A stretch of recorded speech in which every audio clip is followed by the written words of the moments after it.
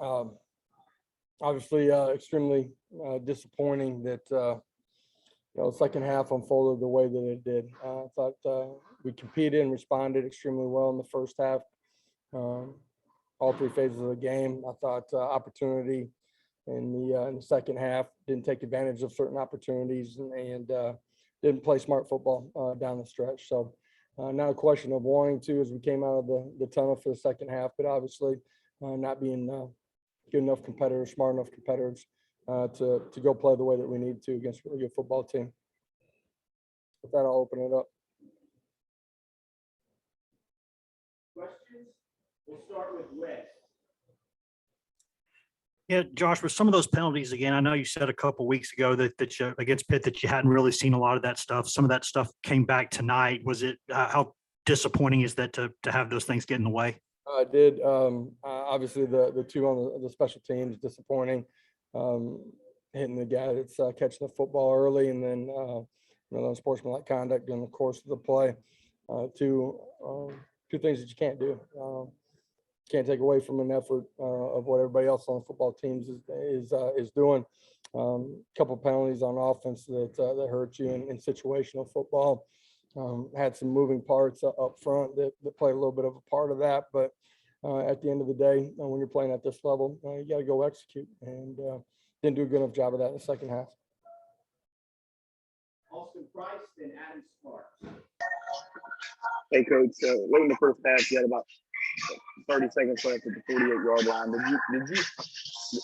They originally said that you had taken 2 timeouts off the board. Was there confusion there on how many number of timeouts you had, or did you realize you had 2? It was just a tempo thing. At the end of the situation, when I don't know, there was maybe 14 seconds on the clock there.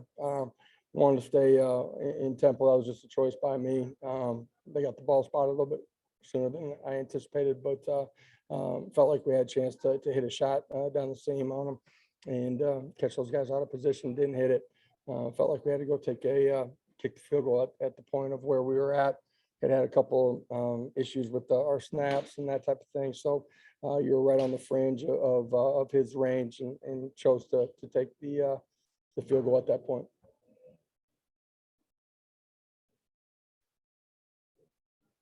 Adam?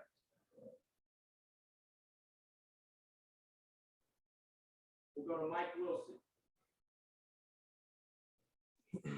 Yeah, Josh, what did you think of Hendon's game today? And was Joe healthy enough to start this game? And then what's Hendon's status coming out of this too? Yeah, really didn't want to play Joe in this game if we could, just based off of the amount of work that he got during the week and where we felt like he was at the end of the week. I thought Hendon played hard, competed, made some big time inside of the pocket, used his feet, opportunistic.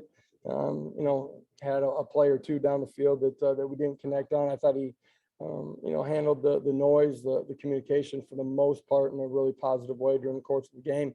Handled the ups and downs and continued to fight and compete and do it in a positive way. Get on the sideline in his demeanor too. So, a ton of positives there. As far as his health, I don't know where we're at this point. We had a few guys that they got banged up during the course of the game a little too early to tell where they're at. Adam, we'll try you again. Yeah, I'll try this again. Josh, I know you value progress a lot. In what ways do you think this team is better than it was against Bowling Green? I think we're a better football team in our understanding of what we're doing and in some ways execution. When you're playing a really good football team like this, though, when there's opportunities and those things arise, you gotta make those plays. And today I didn't feel like we did that. David Pascal and Trey Wallace. Yeah, Josh, can you just talk about, I know the second half didn't go your way, but you had some things going there until that Callaway drop. Can you just talk about that because you had converted a 4th and 5 and then obviously that play? Yeah, I had a couple, the second half, just the flow of it, the clock was draining on everybody's drives in the second half. There weren't a ton of opportunities. You had to maximize every one of those drives and a couple of situations that we're in 4th down that, we got Callaway on a simple drag route that's got a chance to pick up a first down and maybe go the distance.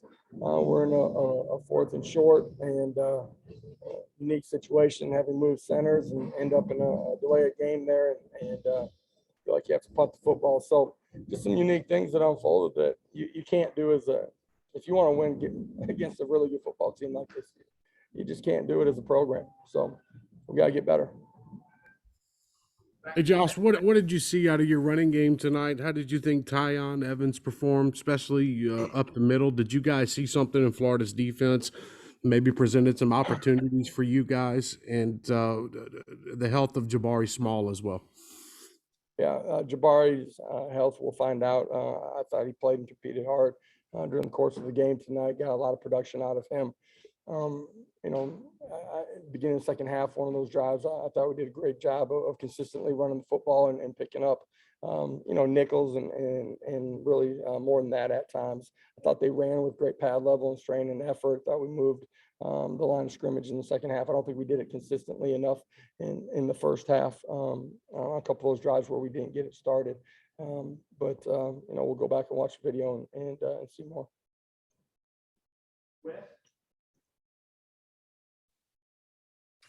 Yeah, Josh, I think you already answered this, but I was going to ask about Elijah Simmons there at the end of the game. Looked like he rolled something up. Is he all right there? Yeah, just got hit on the knee. As far as I know, that's what they told me. I didn't see it actually happen live. We'll find out more as we, finish tonight and get back to Knoxville. What about the balls hitting the ground with the receivers there? Is that something that, are you seeing some of that in practice, or are some of these things just kind of surprising? Talking about the drops. Yes. Yeah, I didn't anticipate that tonight based on what we've seen in practice. Other questions for Coach? Blake? Yeah, Josh, this is a big picture question that may be hard to answer in the moment, but how does your program, I guess, kind of long term close the gap with with some of these top programs in the SEC? Yeah, I mean, it's in everything that you do. There's plenty of plays out there for us as coaches and players to close the gap tonight. Got a chance for it to be a tie ball game going in. It's who we are and how we continue to develop as we build this program.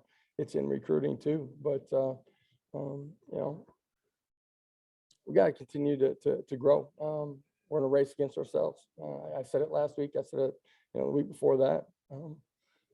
There's things for us to do that we can be better than what we showed in the second half, in particular tonight. Back to Trey. Hey, Josh, did you feel like that you guys maybe had to slow it down any when it comes to offense with Hendon at quarterback? And then also when you look at the situation right now at the quarterback position, is it more or less some guys understanding schemes down the field when they're open, or is it just the quarterback not finding that read? I mean, we had a couple of plays tonight. We missed a couple of plays. Quarterback, has to move in the pocket, doesn't hit it. We got some things underneath that are wide open too, that are big runs and catches afterwards that, we don't connect on, whether that's the throw or the catch. We just got to continue to get better. Got to do it quickly. Thank you, Coach. We'll have players shortly. Thank you, guys. Have a great night.